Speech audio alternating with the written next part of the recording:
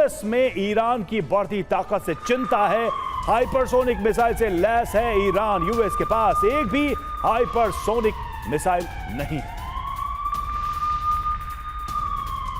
तो ईरान की मिसाइल की ताकत की धमक आप देखिए, जिस तरह का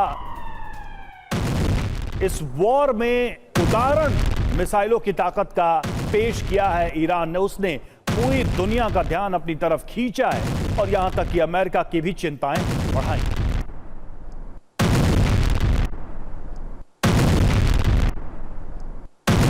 तो ये क्यों कहा जा रहा है कि जो गेम चेंजर हाइपरसोनिक मिसाइल है वो अमेरिका से आगे ईरान को रख रहा है? ये सवाल क्यों है, ये प्रश्न क्यों है? तो ये देखिए, एक भी हाइपरसोनिक मिसाइल अमेरिका के पास नहीं है और हाइपरसोनिक मिसाइल का परीक्षण जारी है। अब तक 2 हाइपरसोनिक मिसाइल जो है ईरान के पास हैं और ये ताकत ईरान की देखी है सबने। हाइपरसोनिक मिसाइलों की बात करें तो यहां अमेरिका में अभी तक इसका टेस्ट चल रहा है। वहीं हाइपरसोनिक फतह 1 और फतह 2 दोनों ईरान के पास इस वक्त मौजूद हैं। यानी इस मामले में ईरान की ताकत दुनिया के सामने है, अमेरिका के सामने है।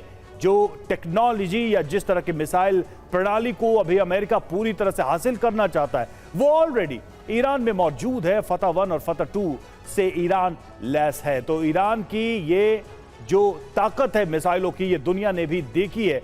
और इजराइल पर जो हमले किए, अंधाधुंध मिसाइलों की जो बरसात की, उसने भी दुनिया को हैरान किया। उसने भी ये दिखाया कि अपनी मिसाइल पावर को ईरान कैसे बढ़ाता जा रहा है और इसके बूते वो इजराइल को कैसे एक तरीके से रियलिटी, वास्तविकता से परिचित करा सकता है अपनी ताकत को लेकर। तेल अवीव में काफी विध्वंसक हमले किए गए इन मिसाइलों के द्वारा। इजरायली डिफेंस सिस्टम को सैचुरेट ही नहीं किया गया, उसे एक तरीके से डैमेज किया गया और वो हमले रोक नहीं पाया। आयरन डोम एरो डिफेंस सिस्टम को इन मिसाइलों ने चकमा दिया और इन तस्वीरों को सबने देखा भी है। अब सवाल यह है कि क्या मिसाइल टेक्नोलॉजी और मिसाइल की ताकत में ईरान ने दुनिया में एक नया मुकाम हासिल किया है? कुलकर्णी सर, आप इसे कैसे देखते हैं? जो डेमोन्स्ट्रेशन ईरान का अपनी मिसाइल पावर का दुनिया के सामने रहा, जो दुनिया ने देखा, उस पर आप क्या सोचते हैं? क्या वाकई में दुनिया में बहुत आगे निकल चुका है ईरान अपनी मिसाइल ताकत को लेकर? रवि, देखिएगा, जहाँ तक कि इंटरकॉन्टिनेंटल बैलिस्टिक मिसाइल्स का सवाल है वो तो ईरान के पास है नहीं, क्योंकि उनके जो जनरल मर्दागन थे उनको 30 साल पहले ही मार दिया गया जो इस प्रोग्राम के साथ एसोसिएटेड थे। ज़रूर इंटरमीडिएट रेंज बैलिस्टिक मिसाइल्स हैं, हाइपरसोनिक है, ऐसे नहीं कि अमेरिका के पास हाइपरसोनिक नहीं है। अमेरिका, रूस के हाइपरसोनिक मिसाइल जो तकरीबन 20 गुना ध्वनि से ज़्यादा स्पीड से चलते हैं, उस तरह के 5 से 10 गुना स्पीड ऑफ साउंड के अभी भी अमेरिका में है। जहाँ तक सवाल है ईरान का, जो चाहे ईरान कितनी भी बात कर ले, J-10 ले ले, कुछ भी कर ले, अभी भी ईरान के पास उसकी एयर स्पेस के ऊपर काबू पाने की काबिलियत नहीं है।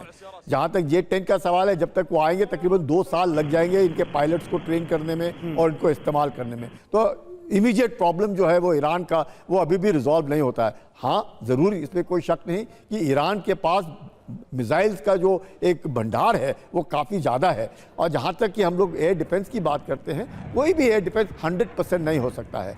इजराइल तकरीबन 430 किलोमीटर लंबा और 113 किलोमीटर चौड़ा, कहीं पर तो सिर्फ 13 ही किलोमीटर चौड़ा है। तो ईरान की कोई भी मिसाइल गिरती है, जब वो 500 फायर करते हैं और 5 ही गिरते हैं, चाहे वो हाइफा में गिरे, टेल अवीव में गिरे, जेरूसलम में गिरे, कहीं ना कहीं नुकसान पहुंचाते हैं। क्योंकि ईरान एक बहुत बड़ा देश है कंपेयर टू इजराइल, जो बहुत छोटा देश है, बहुत ओवर पॉपुलेटेड देश है। तो हर मिसाइल नुकसान पहुंचाती है इजराइल के अंदर। जहाँ तक इजराइल का जो काउंटर है, वो इजराइल अभी भी ईरान के ऊपर, वो सिर्फ उनके top leadership, top nuclear scientist, उनका टॉप मिलिट्री प्रोडक्शन, उनके लॉन्चर, उनका न्यूक्लियर इंस्टॉलेशन, उनके ऊपर जोर दे रही है।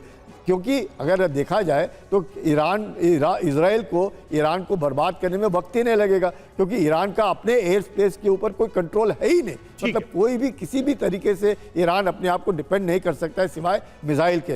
और मिसाइल भी जब फायर करते हैं, आयरन डोम है, डेविड स्लिंग है। तो आप कह रहे हैं कि मिसाइल की ताकत ईरान के पास तो है, लेकिन युद्ध के लिहाज से अगर देखा जाए तो ईरान ने अभी भी इजराइल या दूसरे देशों के मुकाबले वो स्तर हासिल नहीं किया है जिसमें एयर सुपीरियरिटी की बात कही जा सके ईरान को लेकर।